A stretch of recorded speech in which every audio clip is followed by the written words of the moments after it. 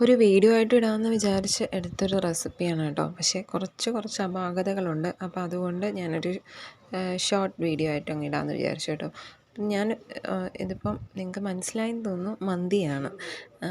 പക്ഷേ ഞാൻ first time ഉണ്ടാക്കുന്നത് ആ സമയത്ത് ഞാനങ്ങനെ വീഡിയോ എടുക്കുക അങ്ങനെ ഒന്നും ചെയ്തിട്ടില്ല, കുറച്ച് നാളുകൾക്ക് മുമ്പ്. പക്ഷേ അന്നത്തേത് നല്ല പെർഫെക്റ്റ് ആയിരുന്നു.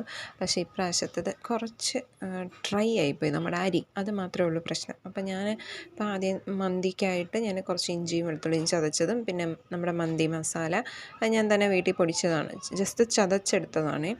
ഈ മസാലയിലും എനിക്കൊരു പ്രശ്നം പറ്റി. ഞാൻ ചിക്കനിൽ മാത്രമേ മസാല ചേർത്തിട്ടുള്ളൂ.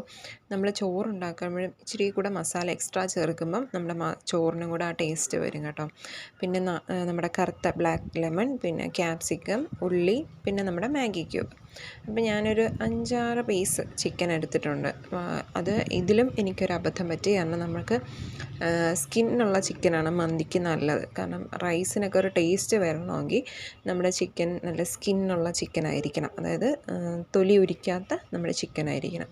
അപ്പോൾ ചിക്കനകത്തോട്ട് ഞാൻ ക്യാപ്സിക്കം, പിന്നെ ഒരു സവാള അരിഞ്ഞത്, പിന്നെ ഇഞ്ചി വെളുത്തുള്ളിയുടെ പേസ്റ്റ്, ഇഞ്ചി വെളുത്തുള്ളി ചതച്ചത്, പിന്നെ കുറച്ച് മാഗി ക്യൂബ്, ഞാൻ മാഗിയുടെ ക്യൂബല്ല സ്റ്റോക്കാണ് എടുത്തേക്കുന്നത്, അതും, പിന്നെ നമ്മുടെ മസാല, ഇതെല്ലാം കൂടി ഇട്ടിട്ട് നല്ലപോലെ തിരുമ്മിയെടുക്കുക. അതിന് ശേഷം നമ്മളിടുന്നത് നിങ്ങൾക്ക് ഇടാവുന്നത് കാശ്മീരി മുളക് പൊടിയാണ്. പിന്നെ എരിവ് വേണമെങ്കിൽ നിങ്ങൾക്ക് എരിവെള്ളം യൂസ് ചെയ്യാം. ഞാൻ എരിവുള്ള മുളക് പൊടിയാണ് യൂസ് ചെയ്തിരിക്കുന്നത്. എന്നാൽ ഒരുപാട് ഇട്ടിട്ടില്ല, ഒരു സ്പൂൺ കാണുമ്പോൾ നിങ്ങൾക്ക് മനസ്സിലാവും. പിന്നെ കുറച്ച് മല്ലിപ്പൊടി. ഈ നമ്മൾ മന്തി മസാലയ്ക്കകത്ത് ഓൾറെഡി മല്ലി ചേർക്കുന്നുണ്ട്. അങ്ങനെയാണ് നിങ്ങൾ മസാലപ്പൊടി എടുക്കുന്നതെങ്കിൽ മല്ലി ചേർക്കണ്ട. ഇതിപ്പോൾ ഞാൻ മല്ലി അല്ലാതെയാണ് ചേർക്കുന്നത്, മസാലയ്ക്കകത്ത് ഞാൻ ചേർക്കാത്തതുകൊണ്ട് മല്ലി അല്ലാതെയാണ് ഞാൻ ചേർക്കുന്നത് കേട്ടോ. ഈ ഒരു കുഞ്ഞ് സ്പൂണിനകത്താണ് ഞാൻ ഈ മസാലകളെല്ലാം ഇട്ടത്.